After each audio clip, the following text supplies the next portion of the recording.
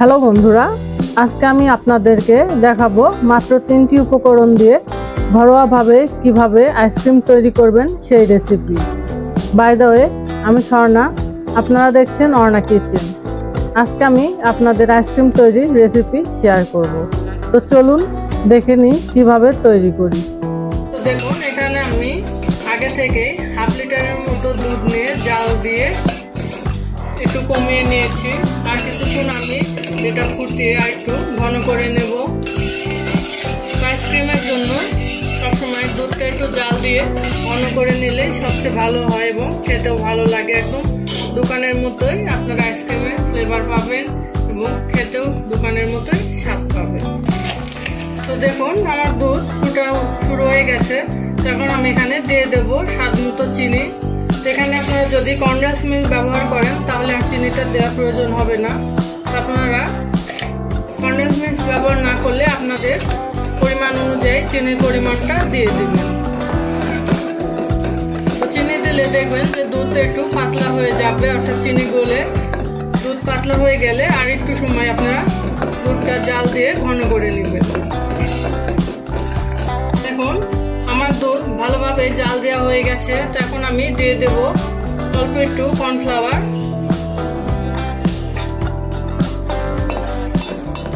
তো কর্নফ্লাওয়ারটা দুধের সাথে আমি ভালোভাবে মিশিয়ে নেব।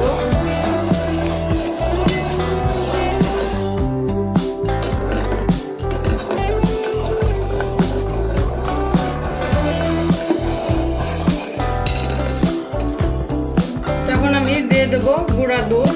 এখানে আমি 10 টাকা দামে 2 প্যাকেট গুঁড়া দুধ নিয়েছি। তো এই 2 প্যাকেট গুঁড়া দুধই আমি এই দুধের মধ্যে দিয়ে দিচ্ছি। এখন একটু ভালোভাবে জাল দিয়ে নিতে হবে।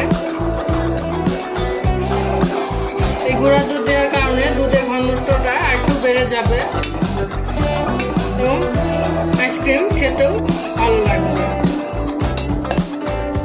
দেখুন, আমার আইসক্রিমের জন্য দুধটা একদম জাল দেওয়া হয়ে গেছে এবং পারফেক্টভাবেই দুধটা জাল দেওয়া হয়ে গেছে। এখন আমি গ্যাসটি অফ করে দেব।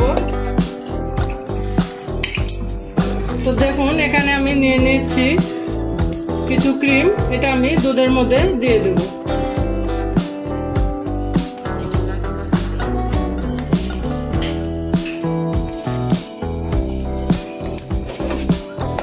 তো আপনারাও আপনাদের দুধের পরিমাণ অনুযায়ী ক্রিমটা দিয়ে দিবেন।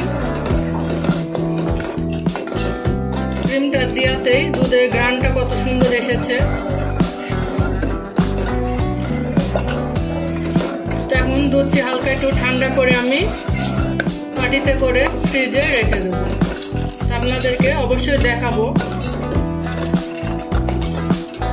তো দেখুন, আমি দুধ ঠান্ডা করে নিয়েছি এবং কতটা ঘনত্ব হয়েছে তা দেখলেই বোঝা যাচ্ছে।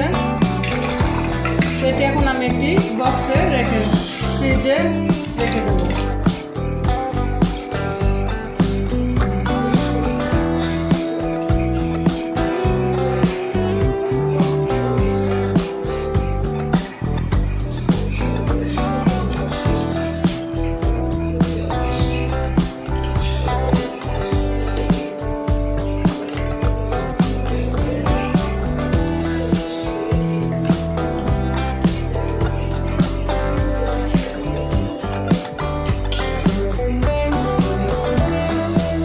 দেখুন, এই আইসক্রিমটা আমি ফ্রিজে রেখেছিলাম।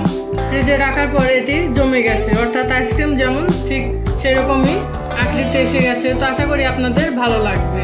তো এই আইসক্রিম এখন আমি একটি বাটিতে ঢেলে আপনাদেরকে দেখাবো যে আসলে কেমন হয়েছে এই আইসক্রিম।